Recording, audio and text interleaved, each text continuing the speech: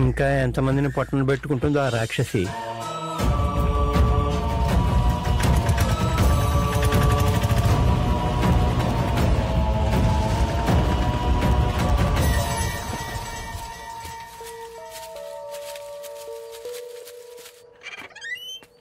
రండి sir.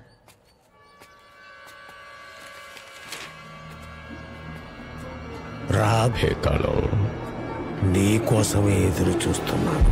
Sir నా పేరు దినేష్ సార్. అతనేంటి భేతాళ అంటున్నారు? అసలు అతనేం పిలవలేదు కదా సార్. రండి అయ్యా, పోస్ట్ మాస్టర్ పంపించారు. ఏం కావాలి? జయలక్ష్మి గారు, శర్మ, నటరాజ్, గోపాలం వీళ్ళందరికీ ఏమైందో తెలుసుకోవడానికి వచ్చాను సార్. వాళ్ళందరూ చచ్చిపోయారే, నువ్వెవరు? వాళ్ళ గురించి నీకెందుకు? వాళ్ళు నీకేమవుతారు? వాళ్ళ గురించి తెలుసుకోవాలంది సార్, ఇంకేం లేదు. ఆ పోస్ట్ మాస్టర్కి వేరే పనే లేదు. ఆ ఫైర్ ఎక్కడుందో ఏమో.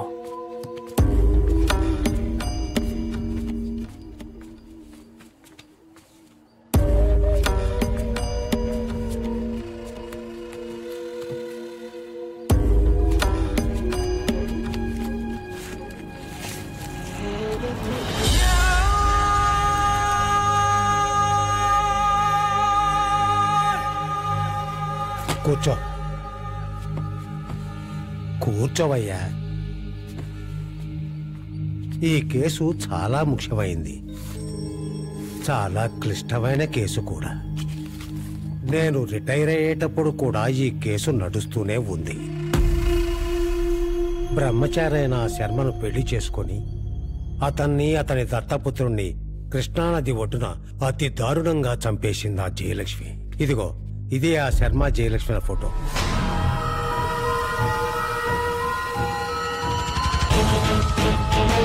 జయలక్ష్మి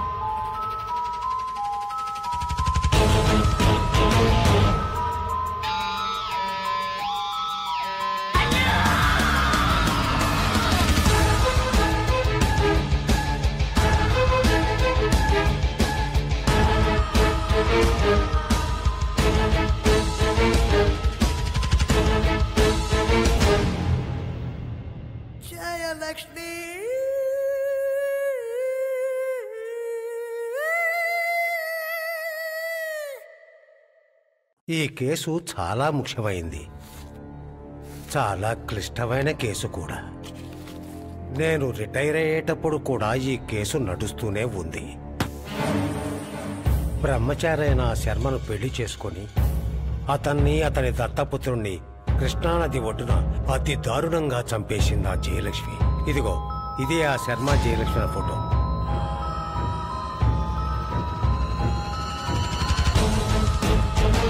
జయలక్ష్మి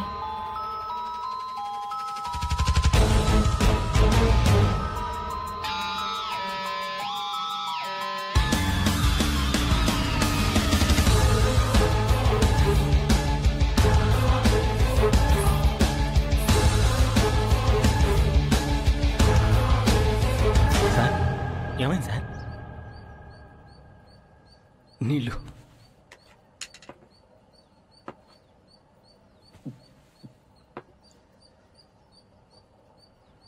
తర్వాత ఏమైంది సార్? శర్మ చాలా మర్యాద గల మనిషి. గవర్నమెంట్ స్కూల్లో తెలుగు టీచర్గా పనిచేసేవాడు. అతనే ఆ స్కూల్కి హెడ్ మాస్టర్ కూడా. శర్మ స్కూల్లో చాలా స్ట్రిక్ట్గా ఉండేవాడు. క్రమశిక్షణ లేని వాళ్లతో కఠినంగా వ్యవహరించేవాడు. అందుకే అతనికి అందరూ బేతాళుడు అని పేరు పెట్టారు. బేతాళం అదే శర్మ. ఓ చిన్న కుర్రాన్ని దత్తత తీసుకుని పెంచుకునేవాడు. ఆ సమయంలోనే జయలక్ష్మి ఈ ఊళ్ళోకొచ్చింది. జయలక్ష్మి తండ్రి ఇంట్లో సరిగా గడవడం లేదు, జయలక్ష్మికి స్కూల్లో ఏదైనా ఉద్యోగం ఇప్పించమని అడిగాడు. శర్మ సరే అన్నాడు. పాపం శర్మ జీవితంలో సరిదిద్దుకోలేని తప్పు చేస్తున్నాడన్న సంగతి ఆ సమయంలో తెలుసుకోలేకపోయాడు. బిఏ బిఈడి చేసి కూడా ఈ ఊరికి ఎందుకు వచ్చావు నువ్వు? లేదు, మా నాన్నకి ఇష్టమైన ఊరు, అందుకే ఇక్కడికి వచ్చేసాం. అనుభవము లేదు, నేనే ఏదో ఒకటి చేయాలి. శర్మ జయలక్ష్మి మీద జాలితో స్కూల్లో ఉద్యోగం ఇచ్చాడు.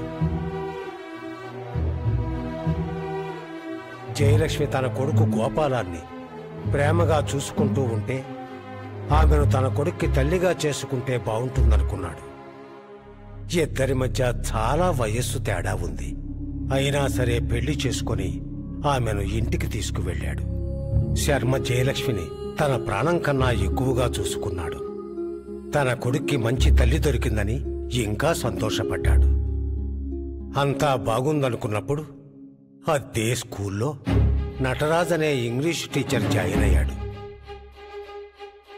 మొదట్లో శర్మకి నటరాజు గురించి ఏమీ తెలియలేదు. కానీ నటరాజ్ చంటి పిల్లల్ని కూడా ఏడిపించేంత క్రూరుడు. వచ్చిన రోజు నుండే నటరాజు కన్ను శర్మ భార్య జయలక్ష్మి మీద పడింది. జయలక్ష్మి కూడా అతనితో చాలా చనువుగా ఉండేది. వాళ్ళొక రోజు శర్మ కంట్లో కూడా పడ్డారు.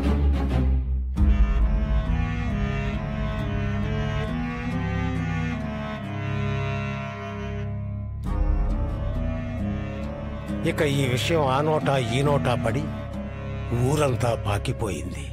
నువ్వీ వయస్సులో పడుచు పిల్లని పెళ్లి చేసుకోవడం వల్లే ఇలా జరిగిందని అందరూ ఆడిపోసుకున్నారు.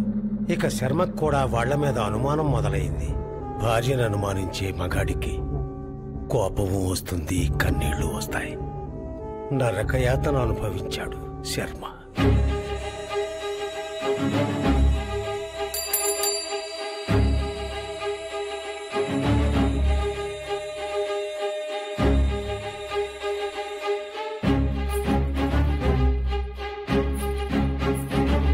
కొన్ని రోజుల తర్వాత నెల తప్పింది జయలక్ష్మి. ఒక మగపిల్లాడికి జన్మనిచ్చింది జయలక్ష్మి. పెరిగే కొద్దీ ఆ పిల్లాడు నటరాజులా అనిపిస్తున్నాడని ఊరంతా అన్నారు. శర్మ దాన్ని నమ్మలేదు. కానీ ఆ పిల్లాడికి కూడా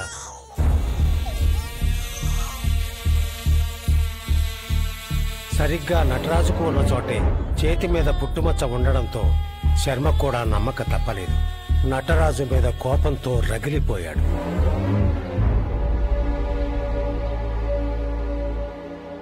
కానీ దాని ప్రభావం పిల్లాడి మీద చూపించలేదు. శర్మ ఆ పిల్లాడిని అల్లారుముద్దుగానే చూసుకున్నాడు. నటరాజు జయలక్ష్మిల ఆగడాలు అంతటితో ఆగలేదు. శర్మది తట్టుకోలేకపోయాడు. నటరాజు కోసం వెళ్లబోతుంటే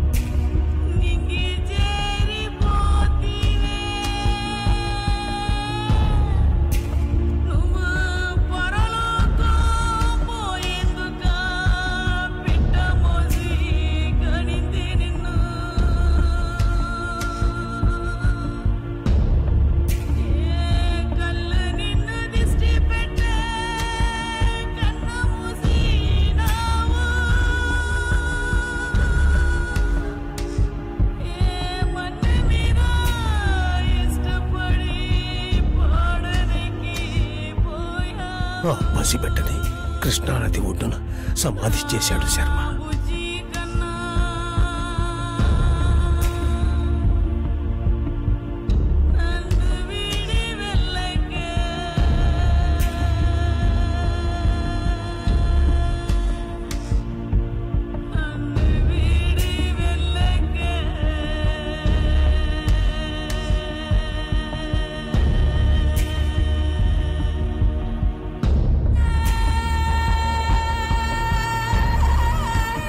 శర్మ మీదున్న కోపంతో జయలక్ష్మి నటరాజుతో ఊరొదిలి పారిపోయింది.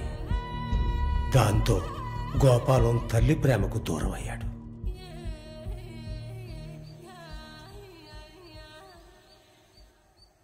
తర్వాత 2 వారాలకి ఒక పౌర్ణమి రాత్రి శర్మ గోపాలం శవాలయ కనిపించారు.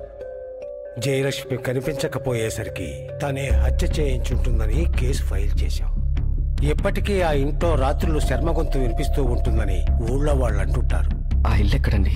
ఈ వీధి చివరకు వెళ్లి మలుపు తిరిగితే ఎడం పక్క 2వ ఇల్లు. సార్ ఇప్పుడు ఎందుకు సార్ ఆ ఇల్లు? మనం అక్కడికి వెళ్దాం. వద్దు సార్, వెళ్ళడం అంత మంచిది కాదు. పగటిపూట ఏమీ పర్వాలేదయ్యా, తీసుకువెళ్ళు. థ్యాంక్స్ అండి. సార్ నా మాట ఏనండి సార్.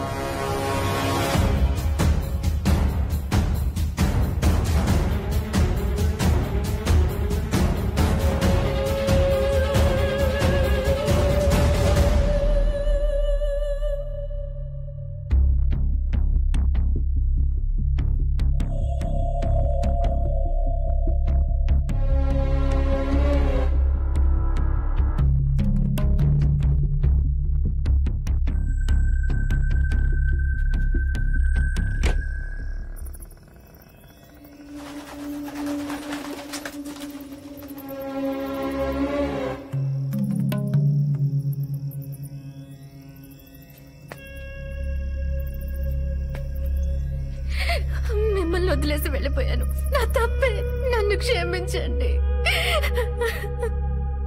నేనెవరిని నిన్ను క్షమించడానికి? నీ ఇష్టంతో వెళ్ళావుగా. నా కొడుకు చనిపోయిన బాధలో ఏం చేస్తున్నానో కూడా తెలియక తప్పు చేశాను. నా సర్వస్వం మీకు మాత్రమే సొంతం. కావాలంటే చంపేయండి, అంతేగాని వెళ్ళిపోని మాత్రం చెప్పొద్దు.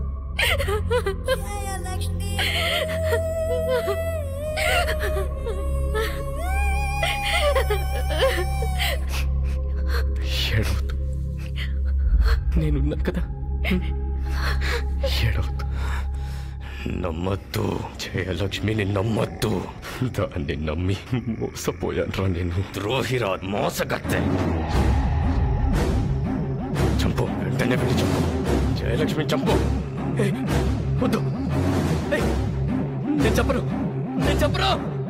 కన్నంలో విషం కలిగట్టిందిరా, అది మర్చిపోయావా? ఒకసారి గుర్తు తెచ్చుకో. గోపాలం, తొందరరా, అన్నం తిందాం. నేను తినిపిస్తానులేండి, మీరు తినండి.